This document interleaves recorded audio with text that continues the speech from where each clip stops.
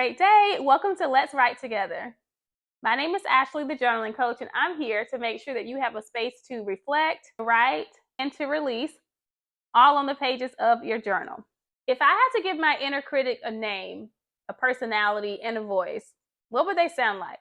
This particular prompt is super helpful. Oftentimes we have all these thoughts that go on, and it sounds like us. It sounds like we're talking to ourselves. My former pastors used to say the enemy speaks in first person. And so the not so great things, the harsh things, the judgments that we speak over and to ourselves, they sound like our own voice. This particular prompt helps you to separate it. An example, if my inner critic, if I named her Sheila, to all the Sheilas, honey, I apologize. It's nothing personal, okay? Well, it is. It's personal, Sheila. I might edit that part out. Oh, I tickle myself. So if I had to name my inner critic, say her name is Sheila, right? If I then can give Sheila a voice and give her some personality and some characteristics, it helps me to look at my thoughts from like an objective standpoint. So that way it's like, oh, here's Sheila talking and saying these things. These aren't things I'm saying to myself. And it helps me to know like what the healthiest version of me is saying and how she's operating versus how that inner critic who's going to judge harshly everything that I do or things that I say or things I don't do or things I don't say. So just allow for yourself to really sit over these next 7 minutes to just write out what that inner critic sounds like. I mean, I'm talking from tone, pitch, how soft are they speaking. I'll also say this, your inner critic isn't yelling constantly, right? Again, it can sound like us, but sometimes that voice can be very gentle. It can be very soft. It can be that back and forth causing confusion.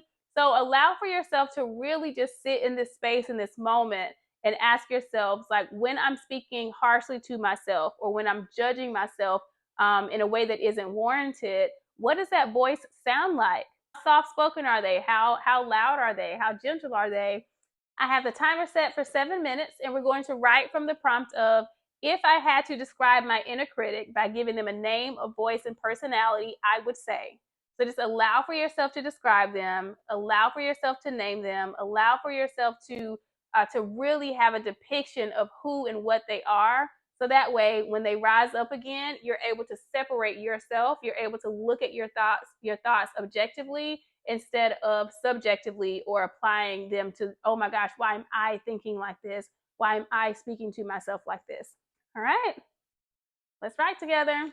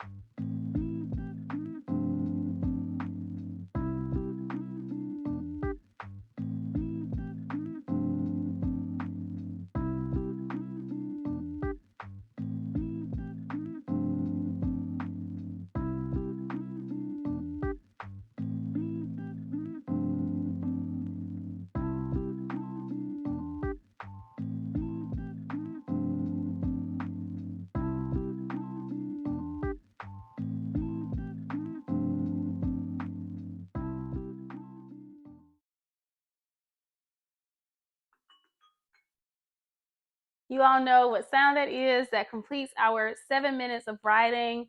Y'all, maybe it was just me. I don't know. You all feel free to tell me in the comments. I found myself like growing compassionate or feeling like compassionate towards, I did stick with Sheila. I'm going to call her Sheila again. I don't want to fight nobody. But yeah, I found myself growing like compassion for Sheila. Because what I realized for me, I just put that she sounds like really desperate and fearful. And it's so funny that I'm feeling compassion for her right now because I know it isn't like angry criticism, right? It's not like this vitriolic, like, oh, you're this and you're that, or you're not this and that. It's more so like fear and concern, right? That is the place that she comes from. She's very much like my same age. And yeah, I just got so much more like fear versus like judgment. She's worried, she's tearful, she's fearful, she's like overwhelmed. She doesn't know like how to like receive a yes, and so all that she wants to offer me are no's. Oh, I'm gonna write on this a little bit longer. If y'all want to do the same, honey, feel free. But yes, let me know kind of what came up for y'all, like in the comments for those who feel like sharing. But yeah, I definitely found myself just having so much more compassion for her. I guess than I thought I would. Anywho, honeys, thank you all for writing with me. It has been so amazing and so awesome. And I can't wait to hear more from you all about what you want writing prompts about. Leave those in the comments, or again, feel free to share any of your writing, and I'll write with you all later. Bye.